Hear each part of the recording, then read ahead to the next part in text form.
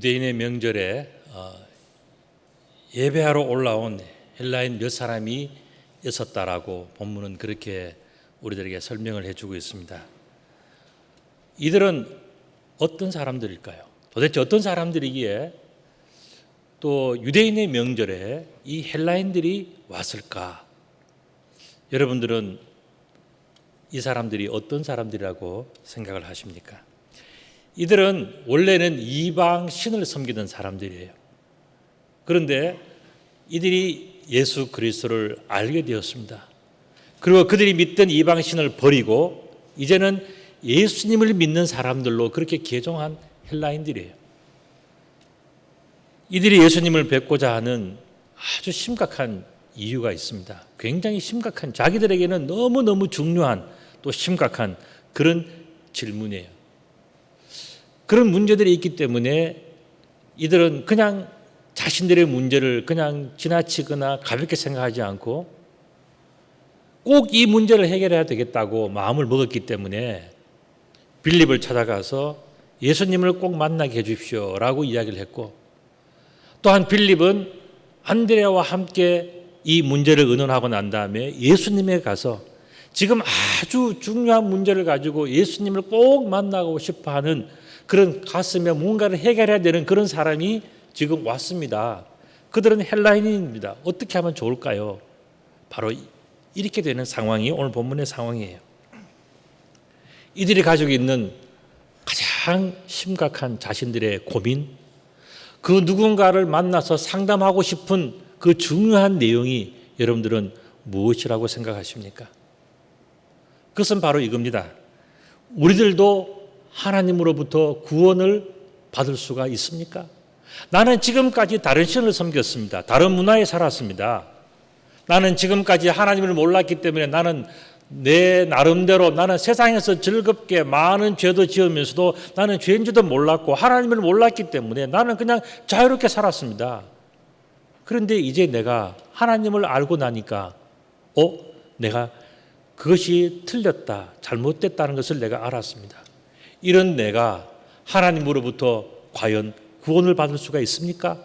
하는 이런 고민을 가지고서 예수님에게 지금 그 답을 얻고 싶은 거예요. 여러분들, 구원이라는 것이 뭡니까? 그것은 바로 하나님의 용서예요. 내가 하나님 앞에서 모르고 죄를 많이 지었는데 내가 과연 용서받을 수 있을까요? 하나님의 용서를 받을 수 있을까요?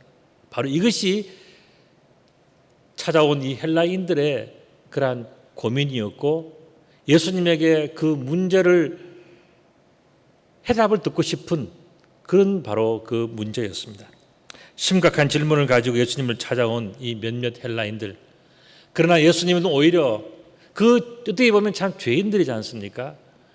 알고 지었든 모르게 지었든 그들은 옛날에 그들 나름대로 생활하다 보니까 많은 잘못을 저지른 사람들이었는데 예수님은 오히려 그들을 아주 기쁘게 맞아주셨습니다.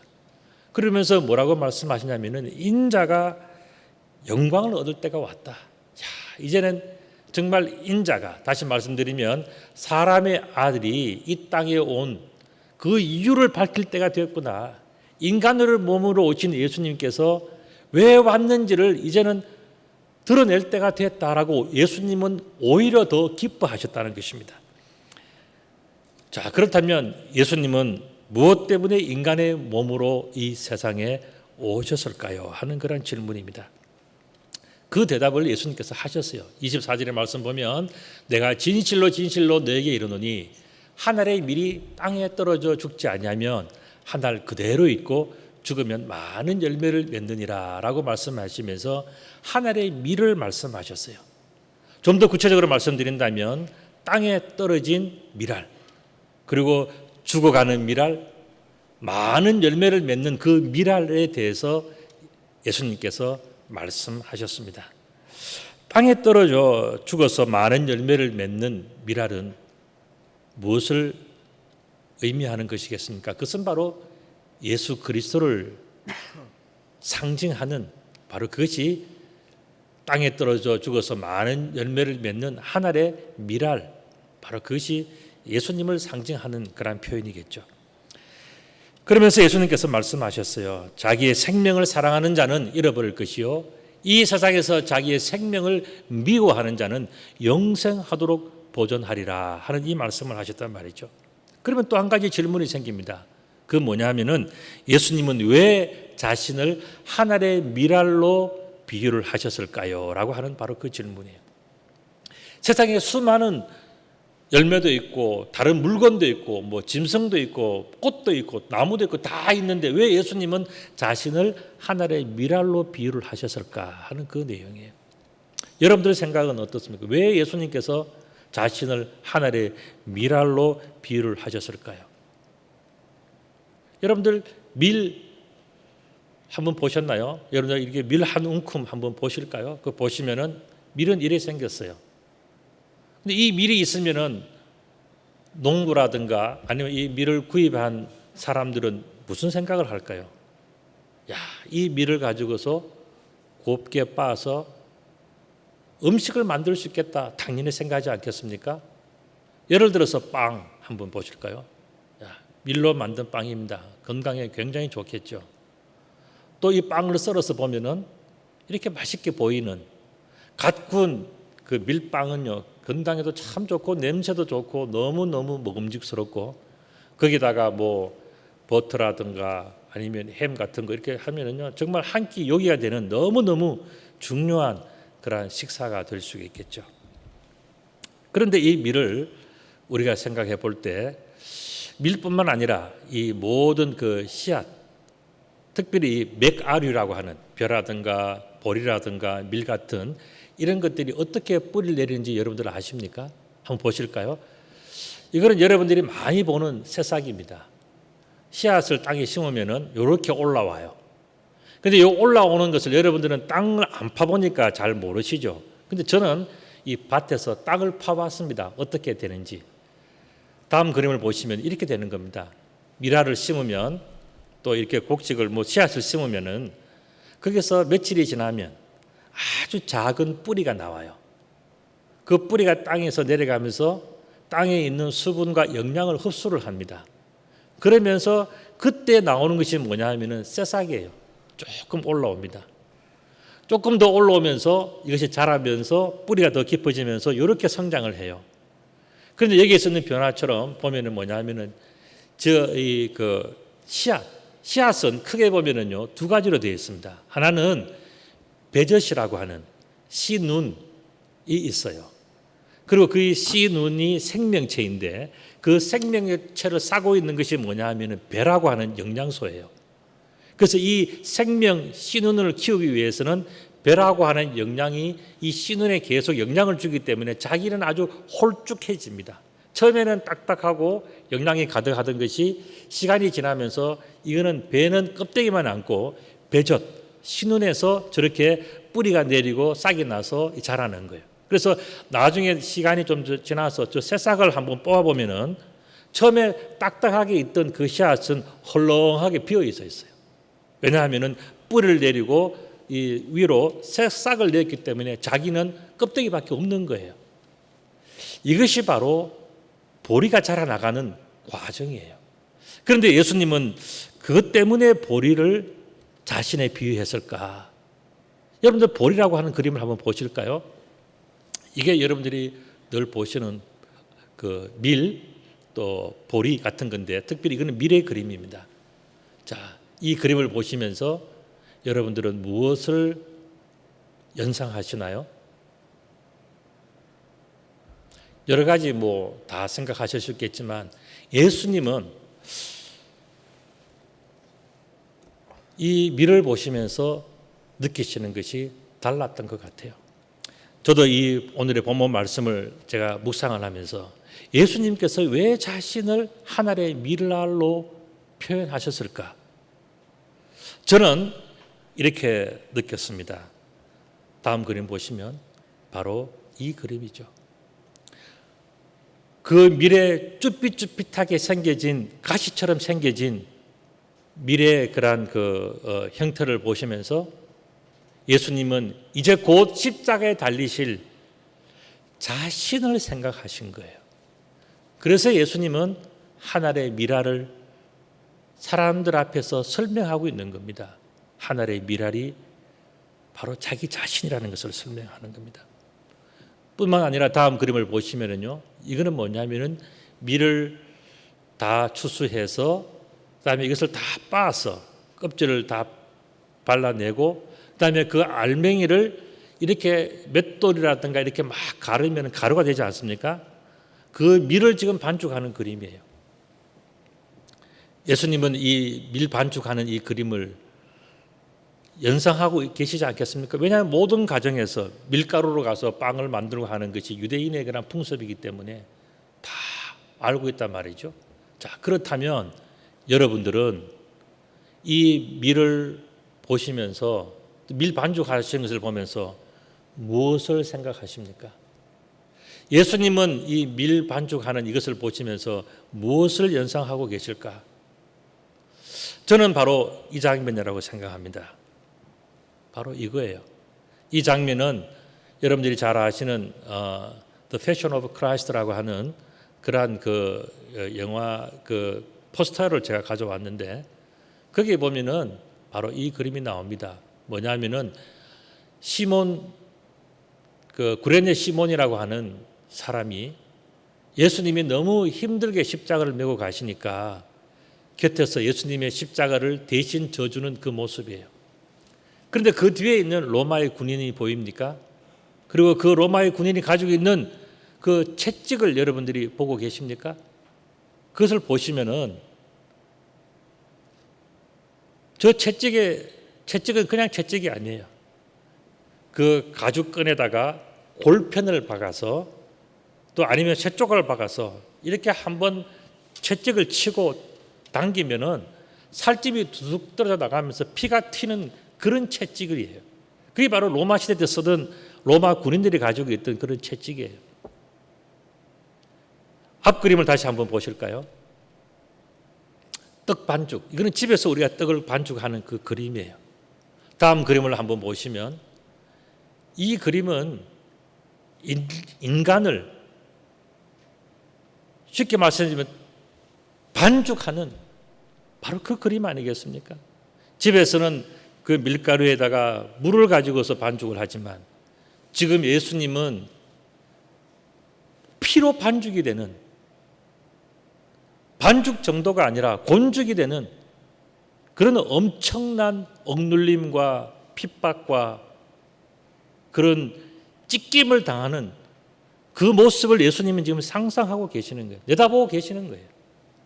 그래서 이 어려운 모든 문제들을 예수님께서는 보시면서 자신이 으깨어지고 피로 범벅이 되어서 반죽이 되어지는 자신의 그 모습을 보면서 나는 하늘의 미랄이다 라고 예수님께서 그렇게 말씀하고 계시는 거예요.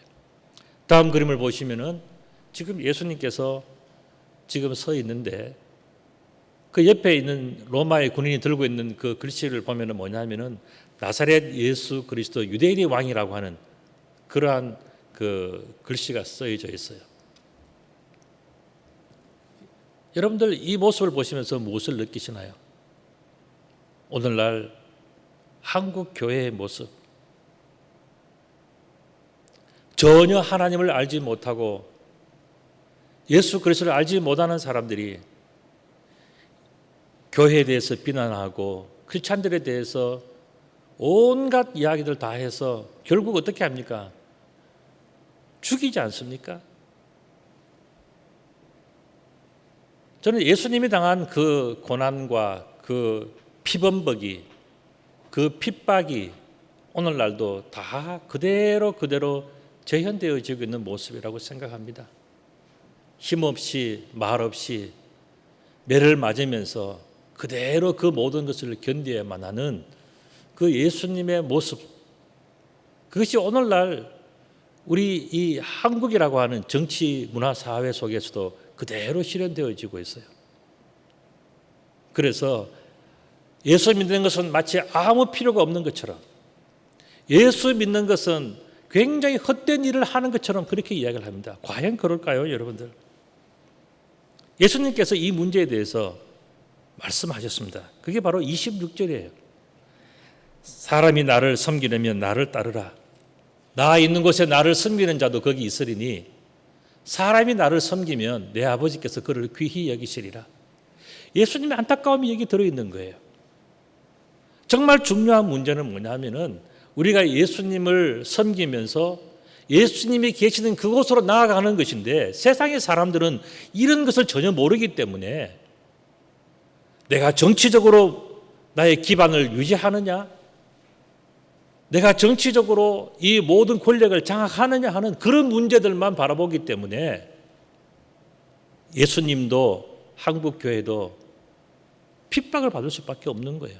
죽임을 당할 수밖에 없는 것입니다. 그러나 예수님께서 말씀하셨어요. 뭐라고 말씀하셨냐? 예수님을 섬기는 그런 사람들은 결국 아버지께서 굉장히 귀히 여기실 것이다. 이 말씀을 하신 거예요. 얼마나 중요한 문제를 지금 예수님께서 말씀하셨어요. 그런데도 사람들은 그것을 이해하지 못하고 오히려 예수님을 십자가에 못 박아야 된다. 예수님을 죽여야 된다. 예수님의 잘못이 있다라고 다 뒤집어 씌우지 않습니까? 그 매를 맞고 그 죽음의 길을 당하는 예수님의 마음은 너무나도 무거웠어요. 그래서 뭐라고 말씀하시냐면 27절에서 이렇게 말씀하십니다. 지금 내 마음이 괴로우니 나는 무슨 말을 할 수가 없는 것 같다. 그 말씀을 하셨어요. 예수님의 마음이 왜 괴롭습니까? 예수님이 그 죽는 것이 두려워서 예수님이 그렇게 괴로워하셨을까요? 죽는 것이 두려워서 하는 것이 결코 아니에요. 저는 여기에서 여러분들에게 힌트 하나 그림을 보여드리고 싶습니다. 이게 무슨 꽃이며 무슨 열매예요? 이게 뭡니까? 우리 교회에도 있습니다. 우리 교회도 목련이 필 때 같이 펴 있어요. 이게 무슨 꽃, 무슨 열매인가요? 산수유. 예, 여러분 잘 아시네요. 많이 따서 가십시오. 우리 교회 굉장히 좋습니다. 자, 이 산수유를 보면 여러분들이 뭐 하나 뭐 광고하던 거 뭐 생각나지 않아요? 보여드릴까요? 자, 이거예요. 예. 남자한테 정말 좋은데 표현할 방법이 없네 하는 이 광고, 어느 식품 회사의 광고예요. 그죠? 저는 이 예수님께서 지금 괴로워하는 것은요, 자신이 지금 며칠 뒤에 죽는 거 이 때문에 괴로워하지 않습니다. 뭐냐 하면은 정말 좋은데, 천국이 정말 좋은데 표현할 방법이 없다. 구원이 정말 필요하고 정말 좋은데 표현할 방법이 없어서 예수님 답답해 하시는 것이, 그게 바로 27절에 나오는 예수님께서 괴롭다라고 하는 그 말, 내 마음이 괴롭다, 내 마음이 무겁다 하는 바로 그 말씀이에요. 그래서 오늘 27절과 28절의 말씀을 보면요, 그런 내용들이 납니다. 그러나 내가 이를 위하여 이때에 왔나이다. 아버지여, 아버지의 이름을 영광스럽게 하옵소서. 자, 이렇게 마음이 답답하고 표현하기 어려운 여러 가지 상황들이 있지만 그러나 중요한 것이 있다는 거예요. 그건 뭐냐면은 내가 이때를 위해서 온 것이 사실입니다. 사람들이 나를 인정하든지 안 하든 간에 분명히 이때에 이 문제가 이루어져야 되는 중요한 그러한 의미가 있다는 것을 예수님께서 말씀하고 계시는 것이죠. 이에 하늘에서 소리가 나서 이르되 내가 이미 영광스럽게 하였고 또다시 영광스럽게 하리라고 말씀하시면서 하나님께서 말씀하시는 것은 뭡니까? 안타까워하지 말라, 걱정하지 말라, 나는 지금 다 결정했다. 자, 예수님은 지금 이때에 와서 지금 뭔가를 해야 되는데 하나님 어떻게 하면 좋겠습니까? 사람들은 몰라줍니다. 이렇게 이야기하는데 하나님은 뭐냐? 걱정하지 마라, 안타까워하지 마라, 내가 결정했다. 그 말씀하시는 거예요. 내가 이미 영광스럽게 하였고 또다시 영광스럽게 할 것이라고 하는 하나님의 확고한 결심을 말씀해 주고 있습니다. 이 확고한 결심이 뭡니까? 많은 죄인들을 위하여 자기의 아들 십자가에 못 박아서 대속의 죄값으로 치르겠다고 하는 그 하나님의 확고한 결심이 서 있다는 거예요. 여러분들, 이게 바로 사랑이라는 겁니다. 하나님의 사랑이 이런 거예요. 우리는 어떻게 합니까? 내가 피해를 보지 않고 내가 뭐 조금이라도 무슨 멸시당하고 뭐 하면은 우리는 바라락 하지 않습니까? 그런데 하나님의 마음은 뭐냐? 자기의 아들을 십자가의 대속의 제물로 내어주는 것을 내가 확정해갖고 나는 돌이킬 생각이 없다. 그렇기 때문에 염려하지 마라. 이것은 십자가의 길로 가는 거다. 하나님께서는 바로 그 확고한 결심을 말씀하셨어요. 자, 그렇다면 또 한 가지 질문이 있습니다. 하나님은 왜 자기의 아들을 대속의 제물로 주시기까지 죄인들을 구원하시려고 하셨나 하는 바로 이 문제예요. 여러분들은 왜 하나님께서 이 엄청난 일, 자기 아들을 대속의 제물로 주는 이 일을 하나님께서는 왜 하셨다고 생각하십니까? 거기에는 답이 있어요. 뭐냐면은 사람들의 힘으로는 피할 수 없는 심판이 있기 때문입니다. 이거는 사람들이 어찌 할 수가 없는 거예요. 그러나 하나님은 알고 계시는 겁니다. 마지막에 심판이 있다는 것. 히브리서 9장 27절의 말씀 우리 다 같이 한번 큰 소리 한번 읽어봅시다. 시작. 한 번 죽는 것은 사람에게 정해진 것이요 그 후에는 심판이 있으리니 그랬습니다. 왜 사람들이 교회를 핍박하고 예수님을 핍박합니까? 이걸 모르기 때문에 그런 거예요. 심판을 모르기 때문에 그런 거예요. 여러분들 훌륭한 정치적 지도자는 어떤 사람입니까? 사람들이 이 세상에서 행복하게 살다가 그들이 죽었을 때에 하나님 앞에 가더라도 부끄럽지 않도록 도와주고 기도해주고 협력해주는 것이 훌륭한 지도자 아닙니까? 영혼이 있다는 것을 알고 심판이 있다는 것을 알고 거기에 대해서 온 국민들이 그러한 복된 길을 갈 수 있도록 도와주는 것이 그게 제일 탁월한 정치인이에요. 근데 그걸 하지 못한다면은 그거는 엄청나게 잘못된 거죠. 그 후에는 심판이 있다는 것을 예수님께서 말씀해 주셨습니다. 31절에도 마찬가지입니다. 이제 이 세상에 대한 심판이 이르렀다 그랬어요. 그리고 이 세상의 임금이 쫓겨날 날이 온다. 왜냐하면 심판은 분명히 있기 때문에 그러나 그것을 회방하고 그것을 멸시하고 천대하고 핍박했던 그런 세상의 임금은 쫓겨날 것이다라고 예수님 다 예언하고 계시는 것입니다. 자, 그렇다면 여기서 또 중요한 질문 하나 더 드립니다. 우리는 준비가 되지 않았는데 심판이 온다면 나는 어떡합니까?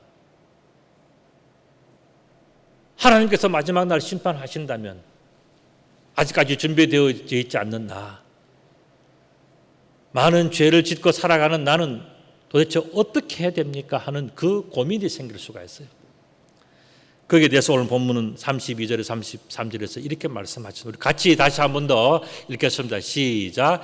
내가 땅에서 들리면 모든 사람을 내게로 이끌겠노라 하시니 이렇게 말씀하시면 자기가 어떠한 죽음으로 죽을 것을 보이심이로라 그랬습니다. 여러분들 땅에서 들린다는 것이 뭡니까? 그것은 바로 십자가에 매달릴 것이다 라고 하는 예수님의 예언이에요. 예수님께서 어떻게 죽으실 것인가? 그는 자신이 십자가에 달려 죽으실 것이라고 하는 것을 예수님이 미리 말씀하고 계시는 본문이 오늘 이 본문이에요. 십자가에 달리신 하나님 한번 보시겠습니까? 세상의 사람들이 죄가 있는 사람들이 죄가 없는 예수님을 다른 그것이 바로 십자가의 사건이에요. 이런 일을 겪으시면서 예수님께서 말씀하셨습니다.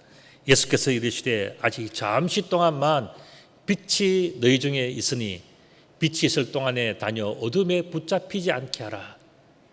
어둠에 다니는 자는 그 가는 것을 알지 못하느니라 이렇게 말씀하셨어요. 우리가 가만히 있다고 해서 가만히 있는 게 아니라 어둠은 항상 우리들을 삼키려고 그러고 보지 못하게 하고 느끼지 못하게 하고 움직이지 못하게 해서 묶어놓고 그대로 죽게 하는 것이 어둠의 세력이에요. 그래서 이 어둠에 빠져 있는 사람들은 어떻게 생각하는지 아십니까? 어둠이 편하고 좋다. 그렇게 생각하고 세월을 다 지나가는 거예요. 그러나 부지런한 사람, 생명이 있는 사람, 목표가 있는 사람은 어떻게 합니까? 어둠을 깨치고 일어나서 빛을 향해서 가지 않습니까? 이게 굉장히 중요한 차이점이에요. 자, 그렇다면 또 한 가지 제가 질문을 여러분들에게 드립니다. 빛이 잠시 동안만 우리들에게 있는 이유는 뭘까 하는 그 질문이에요. 지금 예수님께서 말씀하셨잖아요. 빛이 잠시 동안만 있다 이렇게 말씀하셨는데 왜 그러면 빛이 잠시 동안만 있냐? 예수님께서 잠시 동안만 이 세상에 오셨기 때문에 세상에 머무르셨기 때문에 그럴까요? 맞는 이야기입니다. 예수님께서 세상에 너무 짧게 계셨어요. 그래서 빛은 잠시밖에 우리들에게 비추지 않았어요. 자, 그러나 더 중요한 문제가 있어요. 예수님은 우리들에게는 잠시 비췄지만 사실 하나님과 예수님의 동질성은 뭡니까? 영원하다는 거예요. 우리 인간처럼 어디 살다가 죽는 그런 존재가 아니에요. 예수님은 태초부터 태말까지 영원하신 분이에요. 그러나 왜 예수님을 우리들은 잠깐만 보느냐 하면은 빛을 보며 살 수 있는 우리의 인생이 잠깐이기 때문에 우리는 예수님을 잠깐밖에 볼 수가 없는 거예요. 이것이 바로 예수님과 우리의 차이점이 되는 것입니다. 자, 그렇다면 또 한 가지 질문을 드립니다. 죄인들이 심판을 이겨낼 수 있는 방법은 그럼 없을까요? 그 방법이 뭘까요? 하는 겁니다. 그것이 바로 36절에 나와 있어요. 36절도 우리 같이 읽겠습니다. 시작. 너에게 아직 빛이 있을 동안에 빛을 믿어라. 그리하면 빛의 아들이 되리라. 유일한 방법이었어요. 자, 이렇게 인생이 짧고 우리가 그 생명의 빛을 대할 수 있는 시간은 아주 짧은데, 그러면 이 짧은 시간 동안에 우리들은 뭘 해야 될 것인가? 우리들에게 빛이 비추어 주는 동안에 우리들은 그 빛을, 그 생명의 빛을 믿어야 한다는 거예요. 우리가 인생 속에서 할 수 있는 가장 위대하고 가장 거룩하고 가장 대단한 일은 뭐냐 하면은 그 빛을 믿는 거예요. 이게 한 가지밖에 없는 거예요. 그렇게 우리가 빛을 믿으면, 하나님께서 보내주신 그 생명의 빛을 우리가 믿으면 그 다음에 우리들은 어떻게 되냐 하면은 빛의 아들이 된다, 이렇게 말씀하셨어요. 빛의 자녀가 되어서 빛 가운데 살아간다는 겁니다. 이 엄청난 이야기를 예수님께서 오늘 우리들에게 들려주신 것입니다. 여러분들 눈을 들어서 이제 한번 빛을 보십시오. 빛이 보입니까? 빛이 있다는 것은 뭡니까? 우리가 눈으로 사물을 볼 수 있다는 이야기예요. 이 빛이 없으면 우리는 아무것도 볼 수가 없어요. 그런데 빛이 있으면 빛이 보이는 만큼 우리들은 다 볼 수가 있는 거예요. 여러분들 빛을 볼 수 있는 지금이 바로 어떤 때인지 아십니까? 우리가 무언가를 볼 수 있고 무언가를 할 수 있는 이때가 심판을 준비할 수 있는 최고의 시간이라는 것을 예수님께서 지금 말씀해 주시는 거예요. 우리의 인생은 짧기 때문에, 우리가 생명의 빛을 볼 수 있는 기간은 불과 얼마 되지 않기 때문에, 우리가 인생을 수십 년을 산다 할지라도 우리는 그냥 돈 벌고 자식 낳고 일하고 뭐 친구 만나고 밥 먹고 잠자고 그러하면서 시간을 다 허비했어요. 정말 예수님을 만나서 내가 무엇을 해야 되는지, 내가 살아있는 동안에 예수님 앞에 어떻게 살아야 하는지 그 시간은 너무너무 짧게 우리 느끼지밖에 못하는 거예요. 그렇기 때문에 우리가 느끼는 시간, 우리가 생명을 경험하는 이 시간은 너무너무 소중하고 너무너무 짧을 수밖에 없는 거예요. 이 시간을 어떻게 살 것인가, 이 인생을 어떻게 할 것인가 하는 바로 여기에 우리의 미래가 달려져 있다는 거예요. 빛을 볼 수 있는 지금이 바로 심판을 준비할 수 있는 최고의 시간이라는 것을 예수님께서 말씀해 주고 계시는 것입니다. 그래서 오늘 아까 보았던 36절의 말씀이 다시 한번 소중하게 느껴집니다. 너희에게 아직 빛이 있을 동안에 빛을 믿으라. 그리하면 빛의 아들이 되리라 하는 이 말씀이 바로 예수님께서 우리에게 주시는 그 말씀. 우리가 생명이 있을 때, 우리가 일할 수 있을 때, 우리가 하나님 앞에서 봉사할 수 있을 때, 하나님 앞에서 우리가 선교할 수 있을 때, 우리 하나님 앞에서 기도할 수 있을 때, 찬송할 수 있을 때, 말씀 읽을 수 있을 때, 그때에 해야 된다는 거예요. 왜냐하면 우리 인생이 너무너무 짧기 때문에 그렇게 그때 해야 된다는 것입니다. 우리가 살아있어서 빛을 본다는 것은 우리 인생의 최고의 기회예요. 최고의 축복의 시간입니다. 오늘 저와 여러분들이 세상에 살면서 걱정스럽고 힘들고 안 되는 일 많고 가슴 아프고 무겁고 뭐 하는 모든 복잡한 일들이 많다 할지라도 우리가 오늘 살아있다고 하는 이 축복을 누리고 있지 않습니까? 이 축복의 시간에 우리들은 뭘 해야 될 것인가? 우리는 우리들에게 다가오는 심판을 준비를 해야 돼요. 이걸 잘 준비하는 사람은 어떻게 됩니까? 하나님 앞에서 큰 축복을 받는 거예요. 하나님에서 구원이라고 하는 놀라운 선물을 받는 거예요. 하나님의 용서를 경험하게 되는 겁니다. 그렇기 때문에 우리는 오늘 이 시간이, 오늘 우리가 빛을 보고 있고 생명을 경험하고 있는 이 시간이 우리 인생의 최고의 축복의 시간이라는 것을 우리들은 알아야 돼요. 그래서 우리가 살아있다는 것, 내가 오늘 빛을 볼 수 있다는 것, 이것이 얼마나 큰 행복인가, 얼마나 큰 축복인가. 내가 돈이 좀 있냐, 건강하냐, 이런 문제가 중요한 게 아니에요. 그거는 세상에서 다 두고 가는 거잖아요. 정말 중요한 문제는 뭐냐?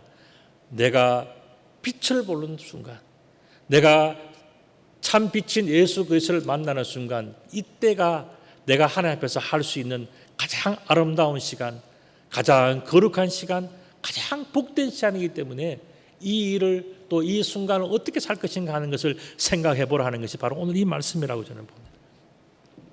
그러므로 우리의 마지막 결론입니다. 뭡니까?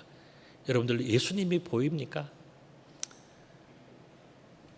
지금까지는 몰랐는데 하나님께서 보내주신 이 예수 그리스도, 그리고 또한 이 예수님께서 주신 말씀 하나하나가 내게 들려오면서 나도 이제 인생을 주님의 말씀대로 하나님의 뜻대로 살아야 되겠다라고 느끼신다면 여러분들은 지금 예수님을 보고 예수님의 음성을 듣는 순간이에요. 이것이 얼마나 소중한 시간인지를 아십니까?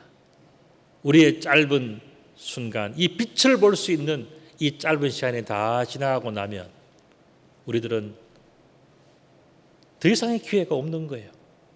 우리가 이 빛의 시간에 일할 수 있고, 기도할 수 있고, 찬송할 수 있고, 말씀 읽을 수 있고, 선교할 수 있고, 봉사할 수 있을 때 마음껏 많이 하는 것이, 그것이 가장 지혜로운 인생이에요. 그래서 저는 이 말을 여러분들에게 소개해 드립니다. 제가 좋아하는 표현 중에 하나예요. 그게 뭐냐면 제가 개그 콘서트를 어느 날 보니까 이 뚱뚱한 사람들이 나와서 그러더라고요. 오늘은 먹기 딱 좋은 날이다, 그런 이야기를 하는데 그 말이, 표현이 제 마음속에 와닿았어요. 그게 뭐냐면은 오늘 본문의 말씀 비춰본다면 뭡니까? 오늘이라고 하는 날은 뭡니까? 우리가 예수님을 잘 믿기에 딱 좋은 날이 바로 오늘이에요. 여러분들, 이게 이런 축복의 날이 저와 여러분들에게 주어져 있다는 것이 얼마나 소중합니까? 여러분들의 하루는 그렇기 때문에 최고의 날이에요. 오늘이 여러분들이 예수님을 잘 믿기에 딱 좋은 날이에요. 우리 옆에 분들에게 한번 이 이야기하면, 오늘은 예수님을 잘 믿기에 딱 좋은 날입니다. 함께 시작. 오늘은 예수님 잘 믿기에 딱 좋은 날입니다. 여러분들 이 말씀을 기억하시면서 예수님께서 우리들에게 주신 귀한 축복을 여러분들 놓치지 않고 그렇게 꼭 붙들고 살아가는 귀한 분들 다 되시기를 우리 주님의 이름으로 축복합니다. 아멘. 기도드리겠습니다. 거룩하신 아버지 하나님, 참 감사합니다.